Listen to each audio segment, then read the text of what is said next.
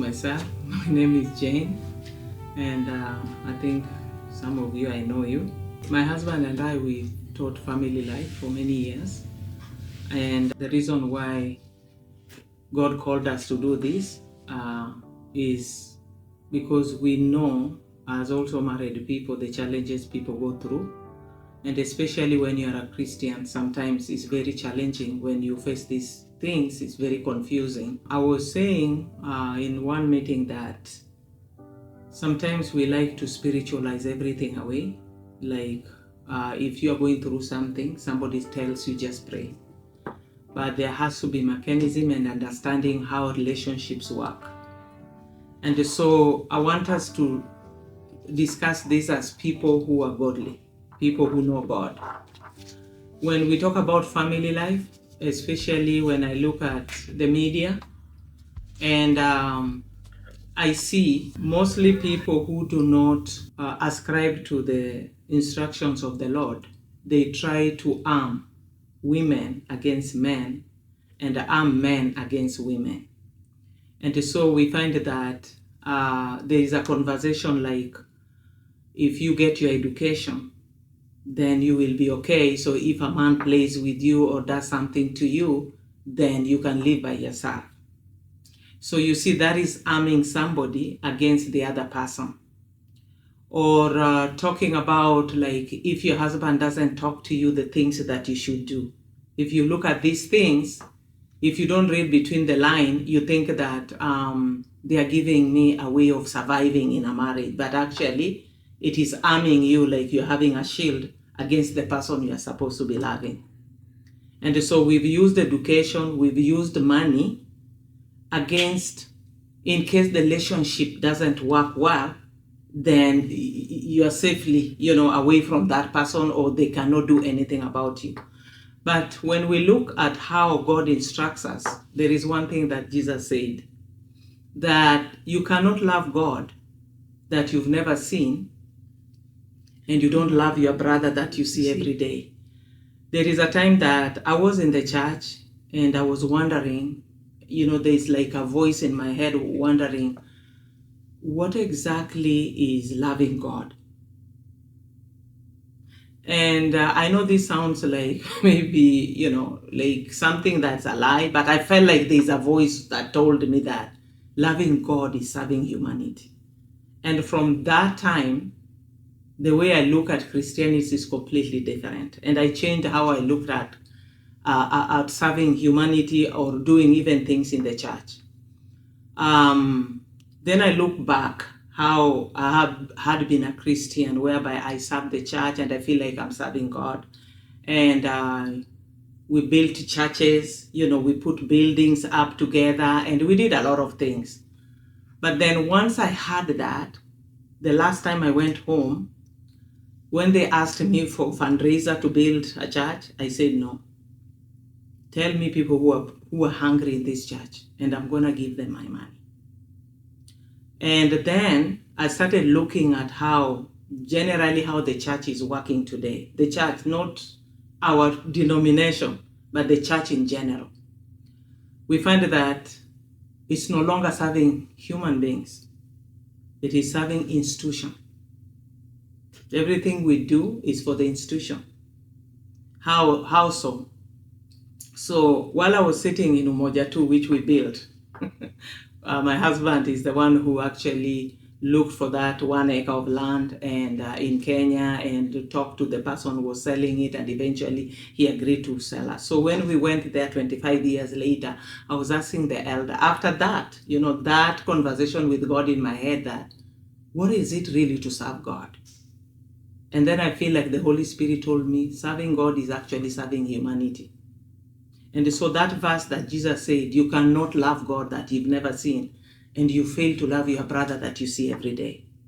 And so my conclusion is that when you do good to humanity, you're actually doing good to God. So I was about to read that verse where Jesus was telling Simon Peter, do you love me? What was the answer? Jesus told him, he did not let actually Peter answer that. He said, serve my sheep. He asked him twice, 3 times. Feed my sheep, right? Simon Peter, do you love me? Feed my sheep. And so that verse leaped out. And then I asked the person who was the leader there, and I asked him, what exactly has this church done in this community?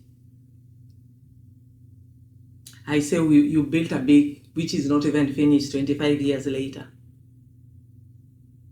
You see, previous year I had come there and contributed. We had also contributed. But I changed. Even when I go to the village, I see the people. If I wanted the money I should have given to the church, I say, who are the poor people here? If it is 20,000, I see who is the most needed, I give it. That's my method of feeling like, because in that environment, I don't have really an organized way of changing their lives, but because I'm not even living there, but instead of giving, it's not like I don't return tithe, or even I don't give them some little building especially, but my main focus is not to build institutions anymore, or those buildings, because it changed my mind. And so how does this relate to family life? How does this relate to marriage? It is because anytime we commercialize anything, it loses the spiritual meaning. And this is why when the churches all over, you just look, even mega churches, they are not talking about helping the poor. They are no longer talking about going to Maasai land where their people know they don't have water, and then we gave them water. Actually, somebody actually did a very good analysis in the churches in Kenya. And he looked at that church. It was earning like about, was it 200, or was it 22 million or 200 million? It was a big figure there. There was nothing for the poor, but you are living in a poor country. Then I also looked at the politicians giving money in Kenya, in churches. These politicians that can give even up to 10 million, they give 5 million. You never heard the church say that, oh, this politician gave us 5 million. We gave maybe 500,000 to the people who are poor. There is nothing. You come to America, the old church, they had food pantry. The government was set up in a way that even the poorest person has, food stamp to get food. So in other words, the government is doing a better job than the Christians. So the way we behave out there also affects how we behave with each other. And this is why when marriage is not a place where we are serving each other, it has lost the meaning. And this is why now we are coming with the ideas of what you can get out of the relationship and not what you can give. Even when we talk to our girls, even when we talk to our young men, we are telling them, you have to get a woman who is educated. She has to be working. She has to be doing this. She has to be this. So we tell the men the same. The woman the same. In fact, some parents go as far as saying it has to be earning more money than you, it has to be more educated than you, it has to be that more and more. And so with that expectation, nobody is going to serve the other person. Nobody is going to stay with you if you don't bring any income. You are a liability, in other words. And so anytime we put money on relationships and define money according to what I can get and what I cannot get, then we are losing exactly the call for Jesus, that Jesus gave humanity so that we could serve each other. Because what did Jesus do? He healed the sick. He fed the hungry. He actually fulfilled the need of a human being. And so marriage is not different. The marriages are not working today because people are selfish. If you hear the things that we fight about, it is never about how we can do better for each other, is what I'm not getting. And so once we lose that, we are trying to work marriages which are not going to work, because the principles of God has to work in our lives for the marriages to work, because marriage is a spiritual undertaking. It's a divine, it is a divine command. So the reason why so many marriages are not working today is that people have completely left religion and God out of it, and that they also don't care about their tradition. I keep on talking about tradition because I know that even in a place where there is no religion, tradition gives people some kind of order in every society. So if you look at many societies, many tribes, races, everybody has a different way of eating, a different ways of dancing, a different ways of singing. God is so diverse in how he created human beings. But there is one thing that stands out that I want to repeat here, that all tradition put marriage as a central divine thing. It was holy even in their own way, even if they don't ascribe to say God. And most tradition, they had their own way of worshiping their God. But marriage has always been something that is sacred. In the sense that whenever people wanted to get married, there has to be a ritual. There has to be things that happen, including dowry and other things.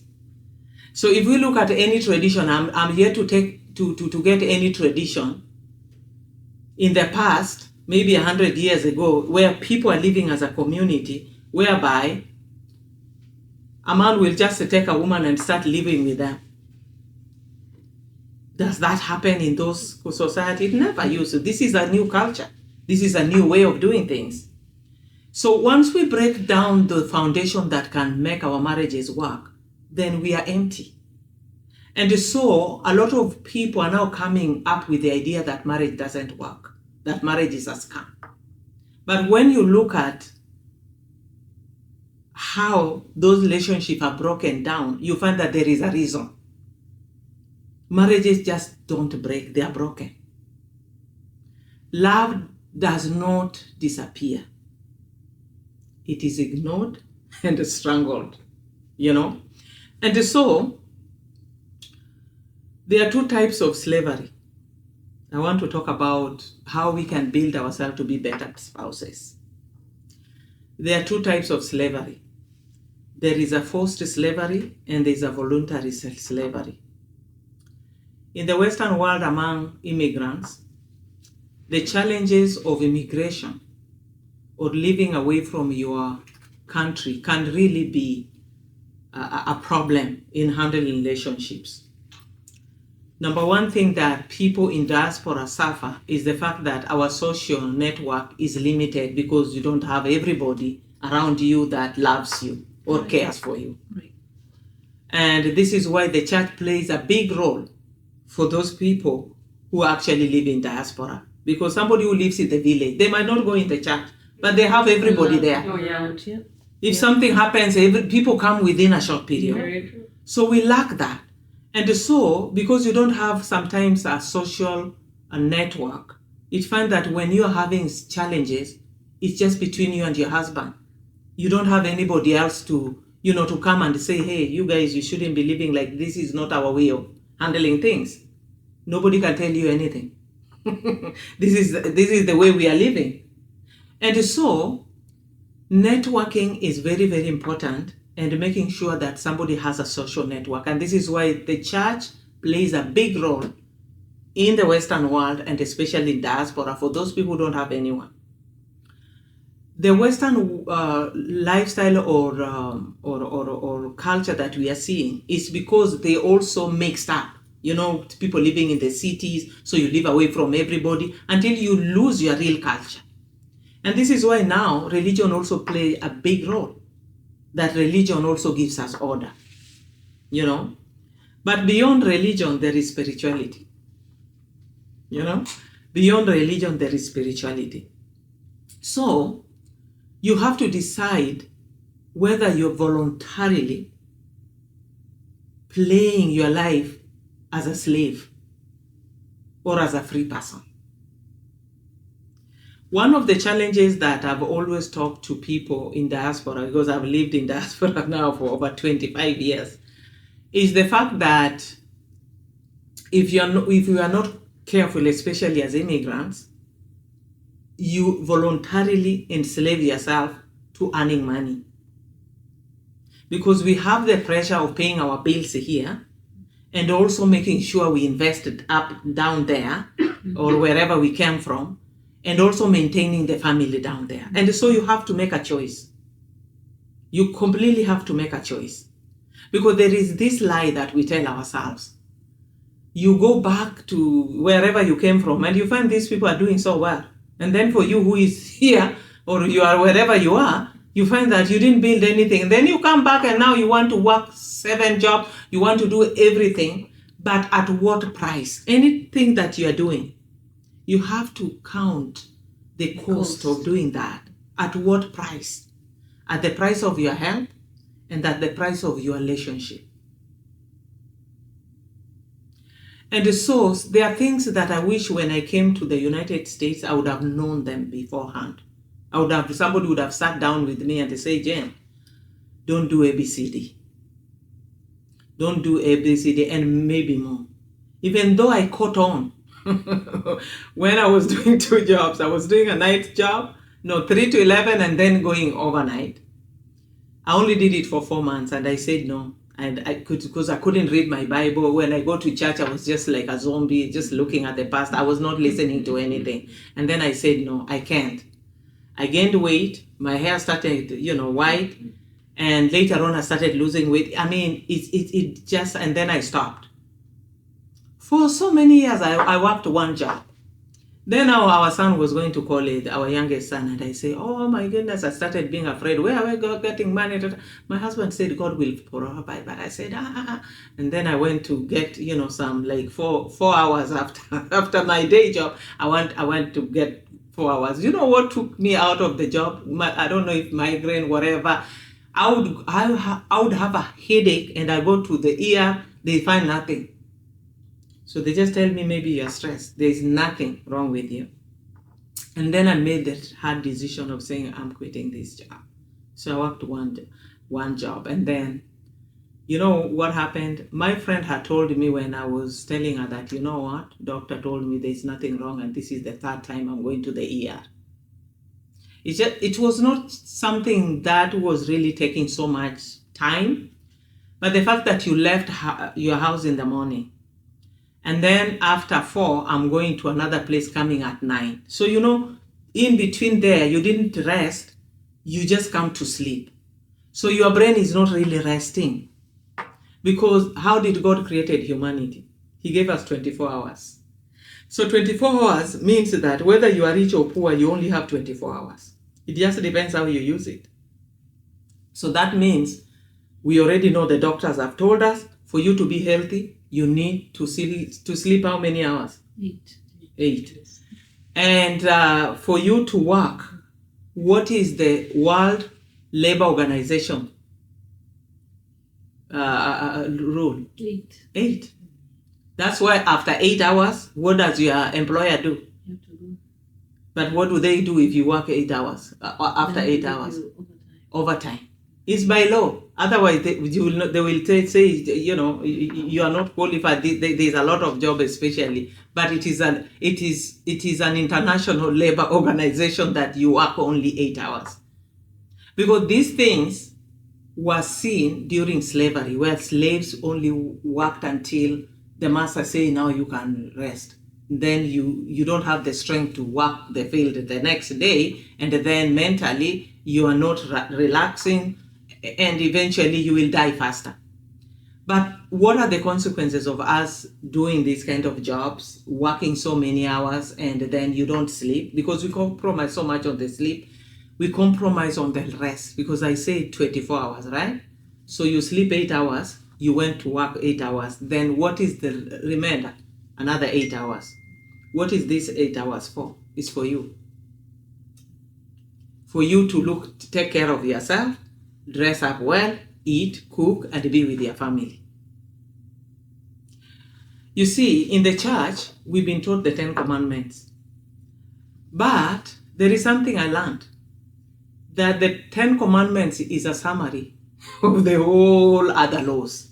including the law of gravity.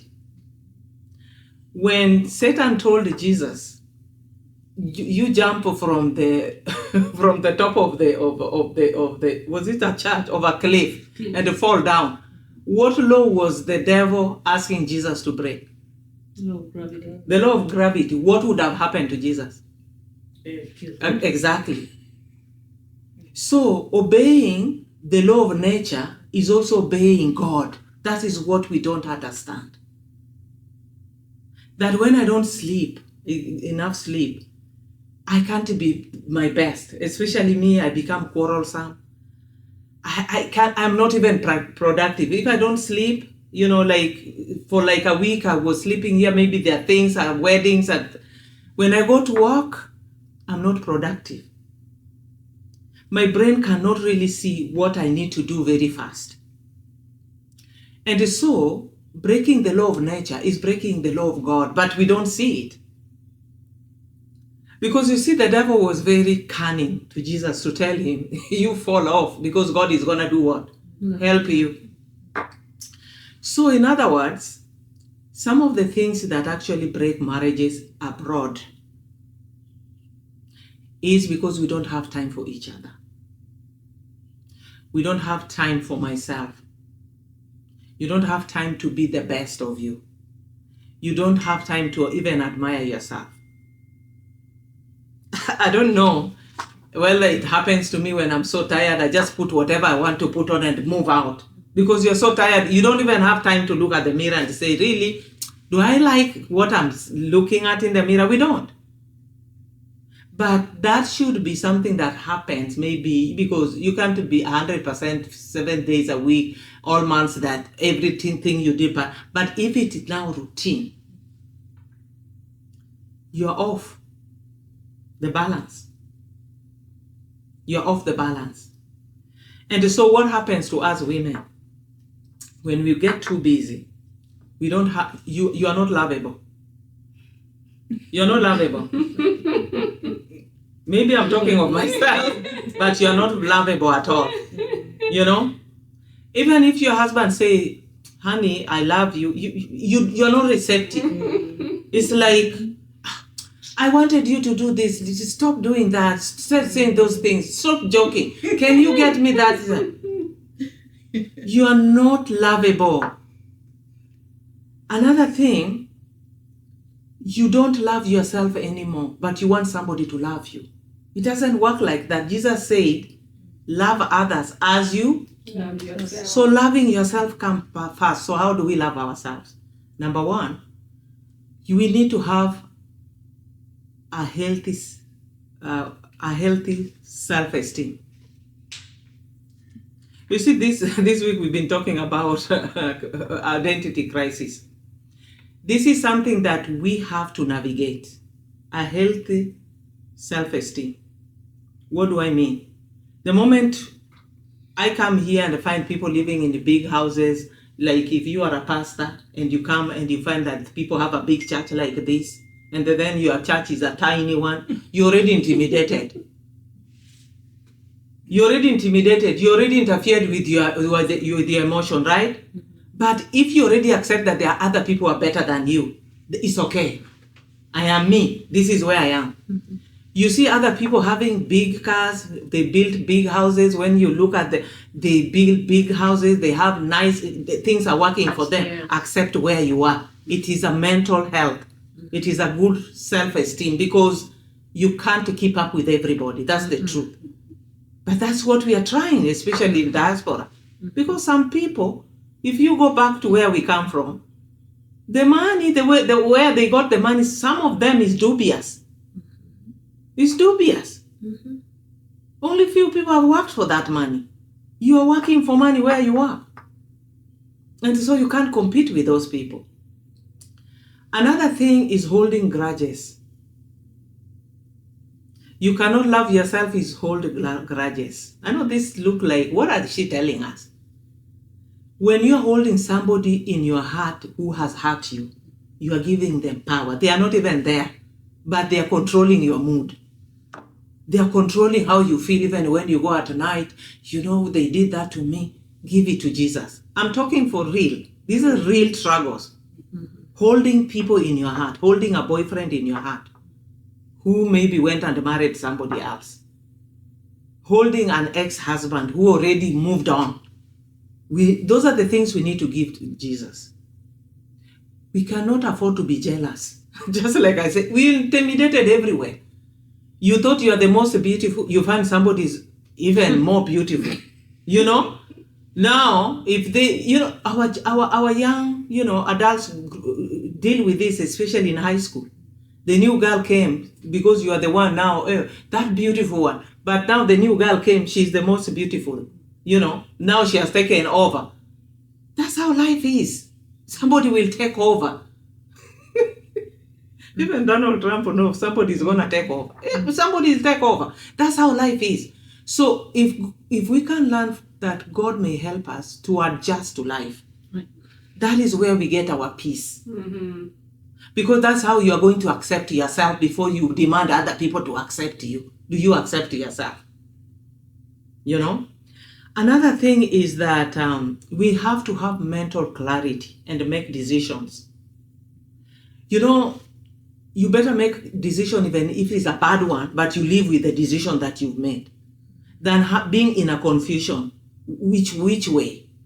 And this is why I like to be in this church, because this church tells us exactly to keep the 10 commandments and believe in Jesus. Period.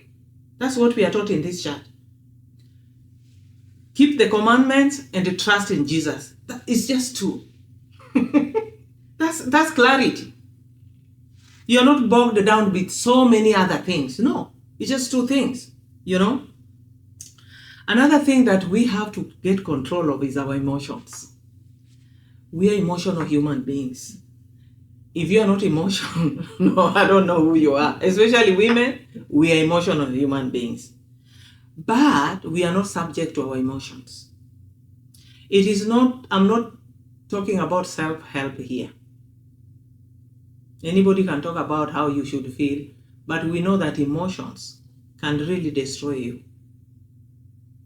Negative emotions, which are not put in a place. I keep on sharing this. You know, my mom passed away 2024. And, you know, I've been sharing, you know, that we never spent time, because most of the time I was here, I was in the, you know, United States, so I never spent time. But I knew that with her health, I couldn't bring her to be with me, because nobody would be there for her. It's just me and my husband, and the kids live away. Nobody would really take care of her. She needed some medical, the way she was. And she would also be lonely when we go to work. Nobody will be there with her. So I said, you know, but you know, when she passed away, you know, that, you know, it's like death is always shocking. And then I'm tempted to feel the pain, the real pain, that the one that comes to the heart. No, chokes you. Yeah. And then I say, no, I am not going to fall into that. My mother knew the Lord, and my mother is no longer in pain. And I thank God she was not even sick for a week. She got sick, she was taken to the hospital, she never came back. So I thanked God for what is, not what is not. You know, people did not see me running in the compound crying. No, I'd already settled that. I'm going to see her. That settled the pain for me. Not that I don't miss her. When I see the picture of my mother, there's that love. You guys, everybody has a mother. There's that love that we can never explain. We can't explain. It is a love that controls who I am. But it doesn't, I resisted, because I prayed to God and I said, I know I'm going to see her. She believed in you. I also believe in you. So as long as I believe in you, I'm going to see her. And that took away the pain. We have to deal with everything. Another thing that I have to say, and I've shared also with the people close to me, is that, you see, as a mother, when either your children are not choosing the right way, it hurts you deeper. When your children are not doing well, it also hurts you deeper. I had to learn to let Jesus take over. So that when I'm walking, whatever my child goes through, whatever the decision they are making, I don't allow it to destroy my emotions. It's not easy to be there. It's not. But it's possible. I wasn't like that until there's a preacher who came and I said, I need for you to pray so that I actually let my kids in the hands of God. These are the things that destroy us. If your child is misbehaving, it's very easy even for your marriage to break because you're fighting over, your husband can blame you, you are not a good mother, maybe you are never there, you keep on working, you are making a lot of noise, we keep on blaming each other, but it's not the solution. Or you could start blaming your husband. Oh, you know what, if only we did that. But if you really hear the story, there are parents who have done everything right. Mm-hmm. Like God. He did everything right, but Lucifer still chose to rebel. Mm-hmm. He did everything right, but Eve still ate the fruit. True. Mm-hmm. So, the enemy wants you to carry the burden that is not yours. Because you know what I believe? These children that God has given me, they are His before they are mine. Mm-hmm. So He cares for them, they are mine. So I'm not gonna, you cry. I used to, have some women when they think about their kid, they are crying. You are always crying, like you are you are in prison, imprisoned by their behaviors. If they go to jail, you are also in jail. You can't travel like that. You cannot travel in every circumstance that go through your child. You have to let God take over. Okay. It's not an easy place to be. It is an intentional thing that we have to pray to God to help us let go and let it be. Sad. I know. Because if you've not been through it, you don't know. And if you have only one child?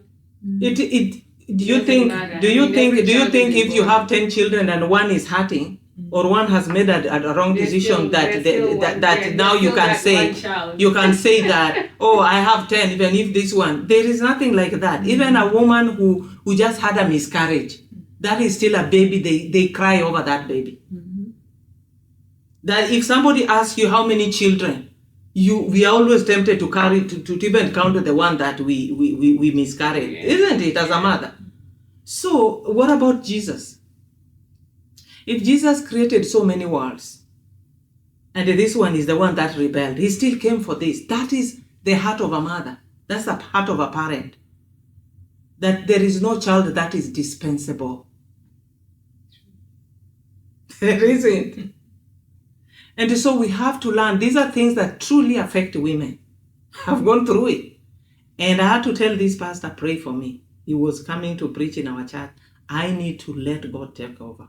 And to be honest, we think that when God has done what you want, if you pray that my children get married, they have children, they have good jobs, then now you're going to be peaceful. You can have peace when it's the opposite. The storm. Yes. So these are the practical Christianity that we need to teach each other, because this is how the enemy, the target might not be your children. It's you who is standing firm. But he's using your children. Of course. The devil doesn't use enemies. He didn't use for Jesus. It was one of his own. The person that came to join his group. So we must know that this is a battle in life. And I keep on saying that if we ask God for everything and He gives us whatever you ask, who is God? You or Him? So this idea that we will always overcome all problems is a lie from the devil. Because before you get married, you are looking for a guy, right? You pray and you got a guy. And then once you get a guy, you are married, you are happy, and then maybe it's 2 years, you do not have a child. It's 2 years, 5 years. You pray, you have a child. Now you have children. They are coming. They're like, they are coming, Your quiver is full. They are coming. The kids are coming. And then you have to deal with the fact that, are you going to go to work or take care of the children? Who is going to take care of your children? You know? And then you have to deal with the fact that you are a wife, you are also a mother. How do you balance that? Sometimes you are a good mother, you might be a lousy wife. Sometimes you are a very good wife, but you are not a good. You have to. Those are problems you have to solve. Then on top of that, you have to now think about, where do I get the money? Where do I get the money? Where does money come from to make sure they are eating? They are going to school. You see, problem keep on, the one blessing brings another problem. Like before you were driving a car, you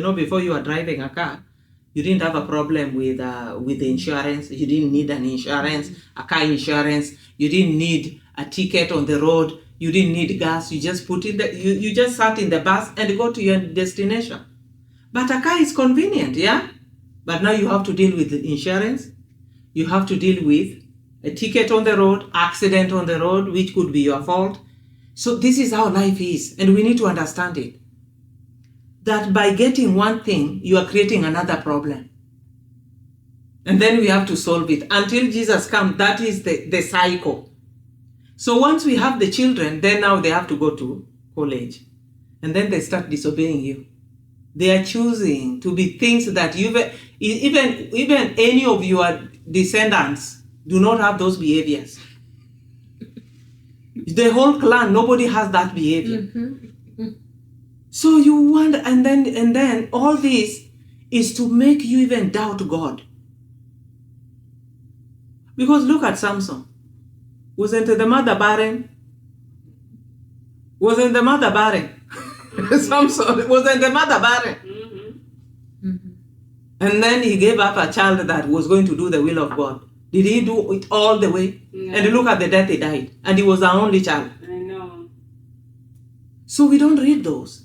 And this is why we rotate in the churches that tell you, if you put money here, the Lord is going to come for you, and all this. It's a lie.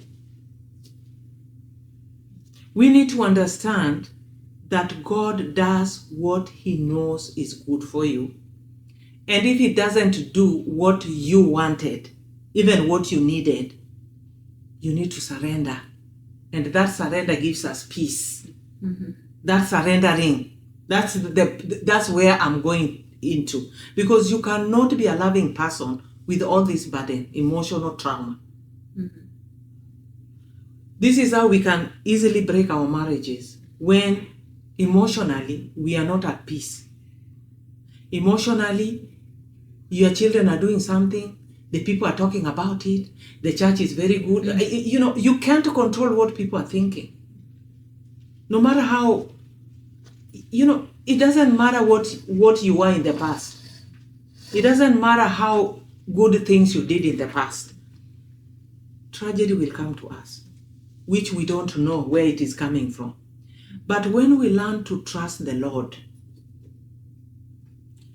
and we know the things that the enemy is using to destroy us, peace, that peace of John chapter 14:27, my peace I give to you, not the way the world gives, but the way God can give it.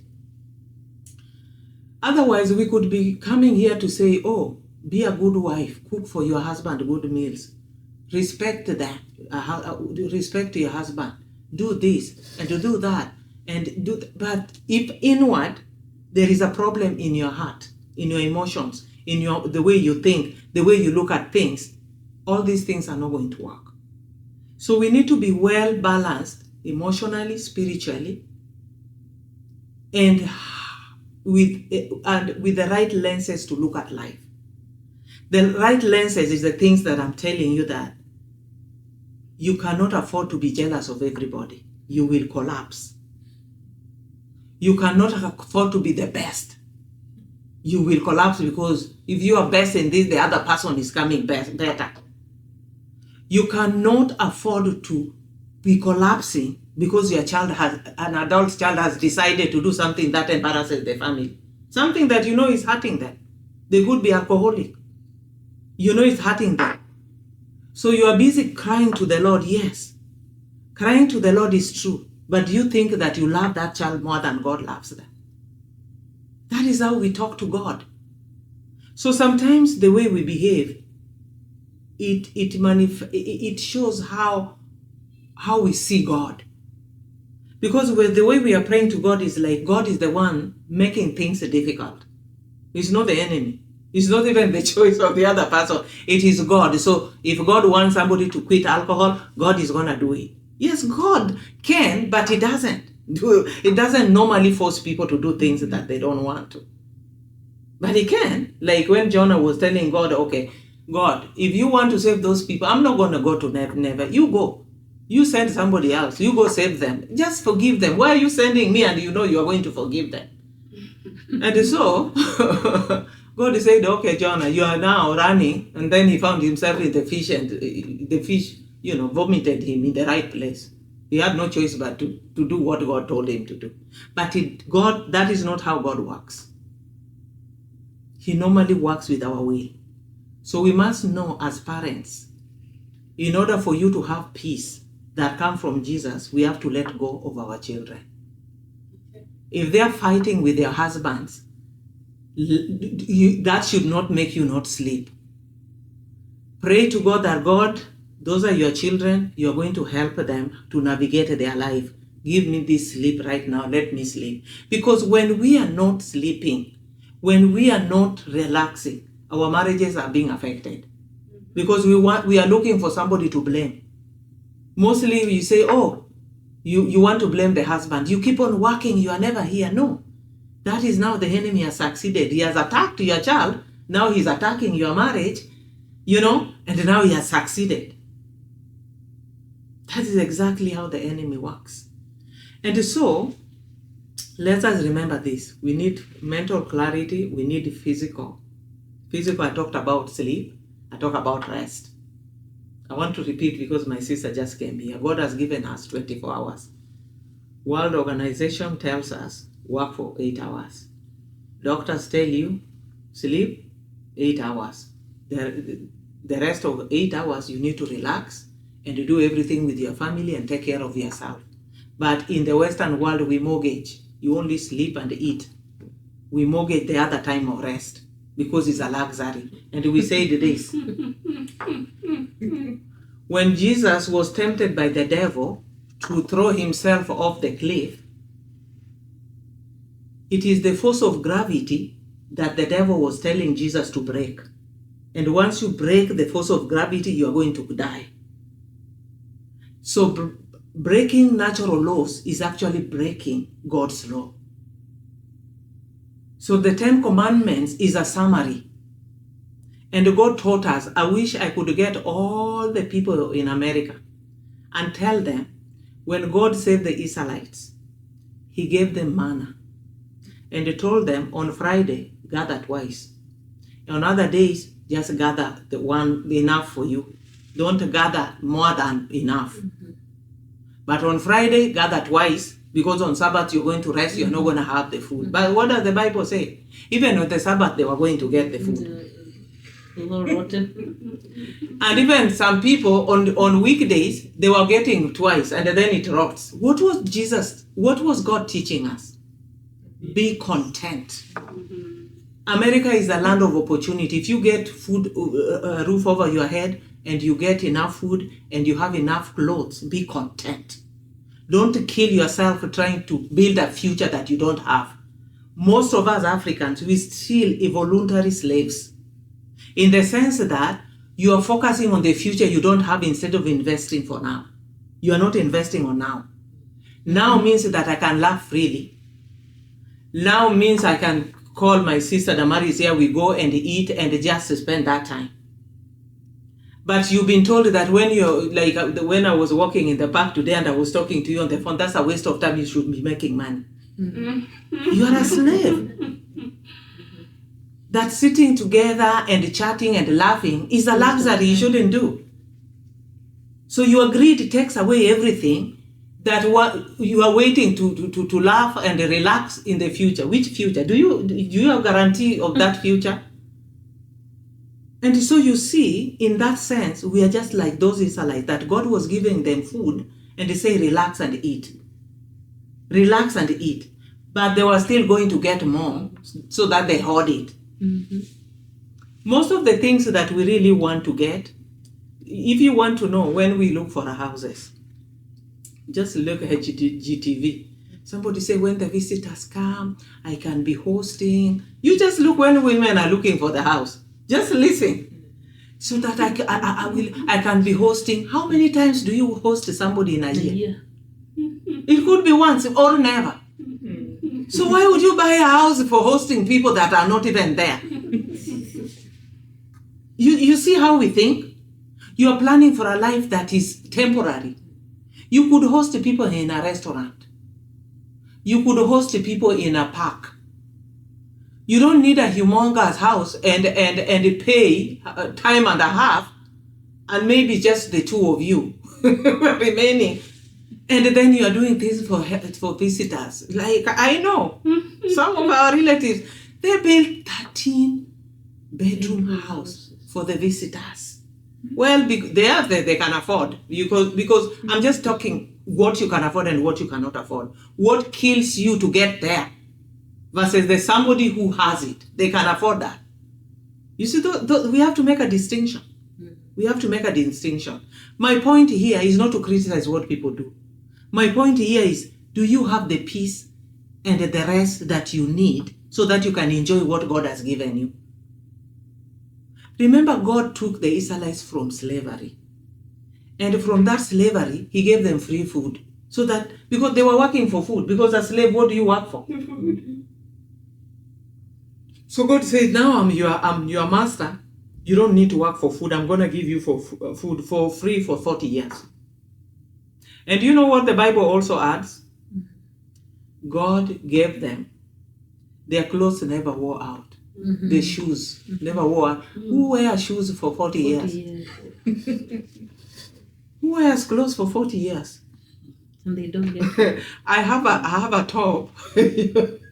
You know that black and white? Sometimes we buy because we're tired of it. You know that top, the black and white? The black and white I was wearing was it on Sunday?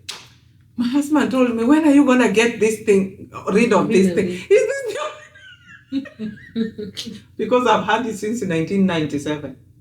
It looks okay. He said, when are you getting this thing? You've taken so many pictures of it. But who does? Who does? But God made sure. Is that God different from the God today? Mm-hmm.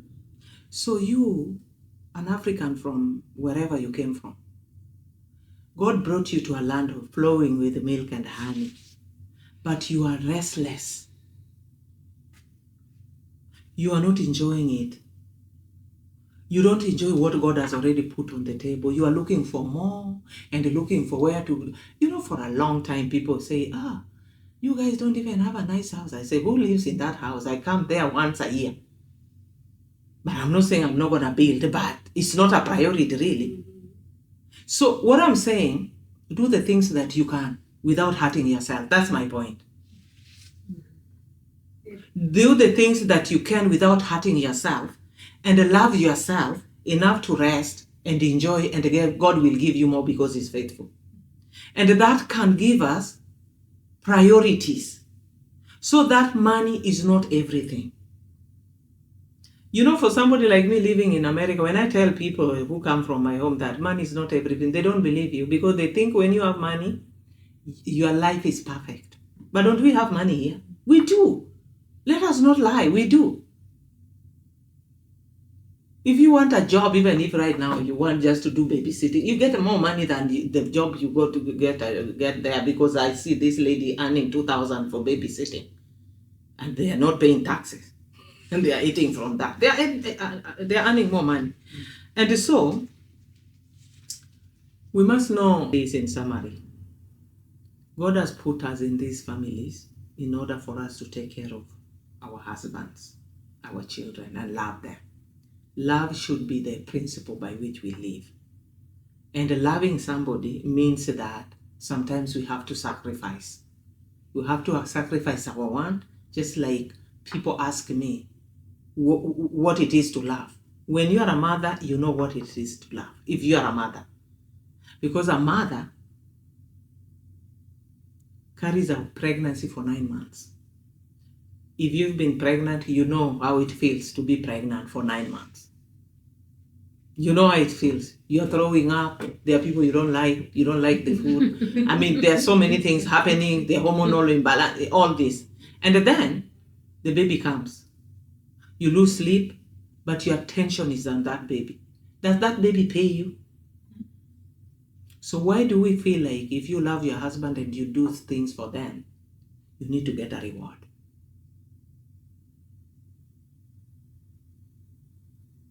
We don't need reward. Does God loves us with a price? And this is why, if we miss anything, I want to say here, the problem in our marriages is failure to love. Both ways, both husband and wife, because we quantify them with what somebody else can do for you. When you are loving your baby, you're doing everything and calling them their names, pet names, and you love that baby. Do you get any payment from the baby? Somebody pays you to raise your baby? No. When we raise them and let them go away, what are they paying us back? It's just love, right? Equally, we can love our spouses like that, by respecting them, by looking at the best thing for them.